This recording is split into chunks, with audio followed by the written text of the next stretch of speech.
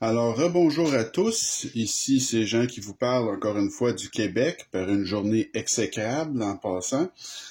Alors, c'est un bon temps pour faire une révision. Alors, ce qu'on fait aujourd'hui, c'est le Kershaw Link. Alors, c'est un couteau assisté de la compagnie Kershaw qui est fait aux États-Unis.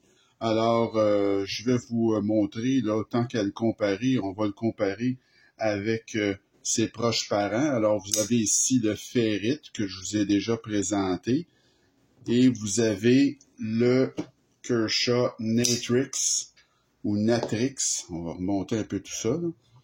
Donc, le Kershaw Natrix, qui sont tous les trois, dans le fond, des couteaux budget et des couteaux assistés de la compagnie Kershaw, sauf que ces deux-là sont faits, donc le Ferrit et le Natrix sont faits en Chine, et celui-là, le Link, est fait aux États-Unis. Mais bon, on voit les petits airs de famille un peu, là. Alors, ça, c'était pour les comparaisons de taille. Maintenant, notre Link. Alors, c'est un couteau, comme je vous dis, qui a des airs vraiment de famille. Là, ça s'apparente aussi à certains modèles de la compagnie haut de gamme qui est ZT, là, donc zéro tolérance. Pour ce qui est des spécifications, ben, c'est un couteau de 7,6 pouces ou 19,3 cm. 3,25 pouces de lame ou 8,4 cm. Ça pèse 4 onces, 113 grammes. C'est un roulement à billes assisté et vraiment très assisté. Le ressort est très, très, très puissant. L'acier, c'est du 420 HC. Alors, un acier, je dirais, soit milieu de gamme ou haut de gamme, mais c'est pas un acier premium certain. Le manche est comme un mélange FRN G10, c'est ce qu'on dit là dans la documentation. Le style de lame, c'est un drop point. Le mode de déploiement, c'est une gâchette, comme vous pouvez voir, gâchette. C'est le seul mode de déploiement. Le mode de verrouillage, c'est un mécanisme de doublure tout à fait standard. L'épaisseur de lame, 0,11 pouces ou 2,8 mm. L'épaisseur de manche, quand même assez épais, 0,58 pouces ou 14,7 mm. Et dans son plus large, donc ici, ce Kershaw Link a 1 pouce 44 ou 36,7 mm. Et l'acier, le clip est en acier.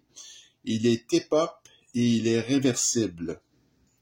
Alors, ce que ça donne en poche, c'est absolument pas un couteau qui est de port profond. Donc, il y a un bon petit bout qui dépasse, là. Bon, c'est pas dramatique, mais on aime mieux quand c'est plus discret.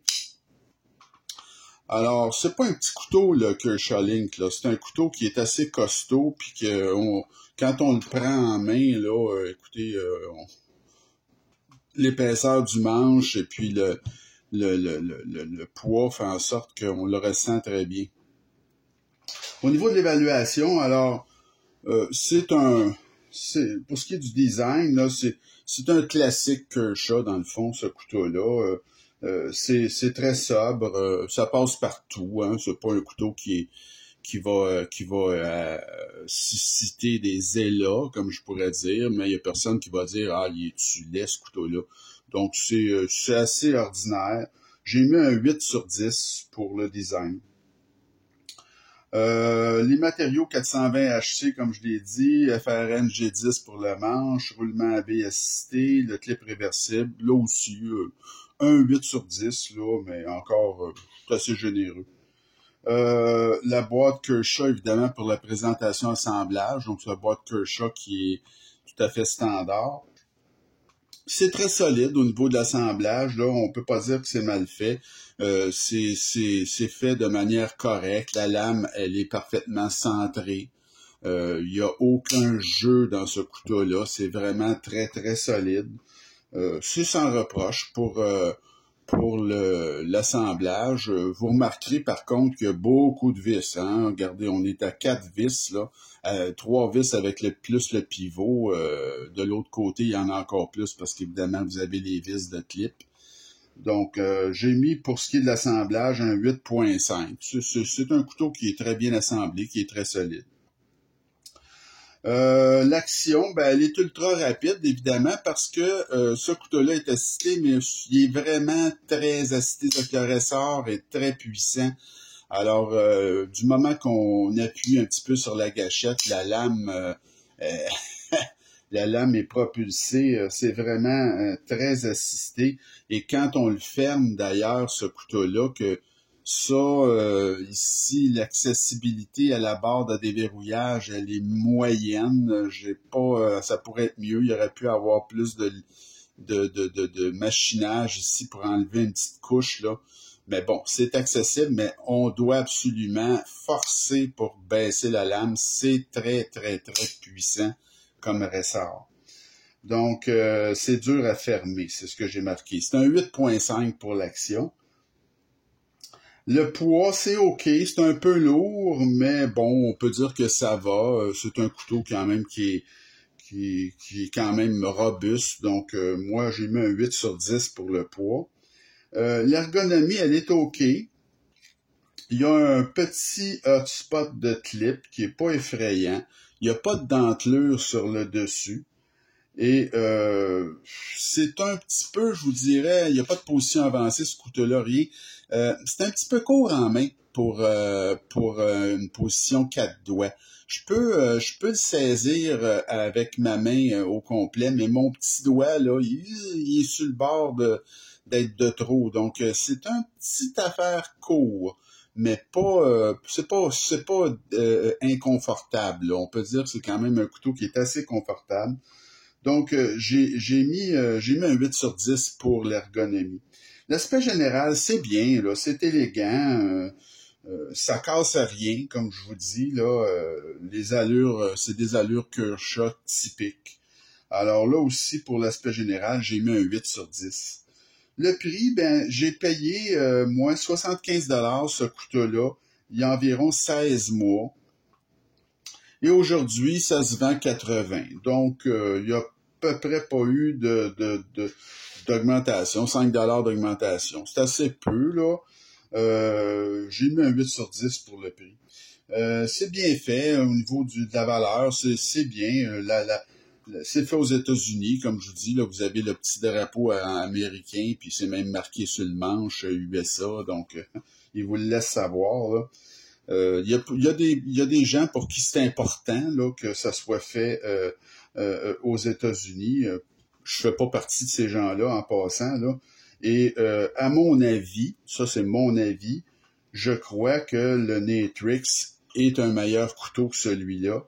Et c'est 15$, celui-là est 15$ plus cher. Donc, ça, c'est mon avis personnel. Là, moi, dans les trois que je vous ai montrés au début, donc le Natrix, le Ferrite et celui-là, je préfère le Natrix et c'est le moins cher des trois.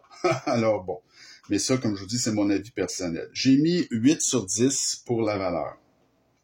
Ça nous donne un résultat au total de 8.1 sur 10, ce qui en fait un excellent achat. Là, c'est un bon achat, finalement, le Link. C'est un bon couteau, mais comme je vous le mentionne, moi, à mon avis, le Natrix est un meilleur couteau au niveau du déverrouillage, l'ergonomie est meilleure et il est moins cher et en plus, il est offert dans une variété de couleurs et différents matériaux que vous retrouvez pas là avec le Link. Alors, c'est à vous de voir, là. Ça constitue pas un mauvais achat, comme je vous dis, là.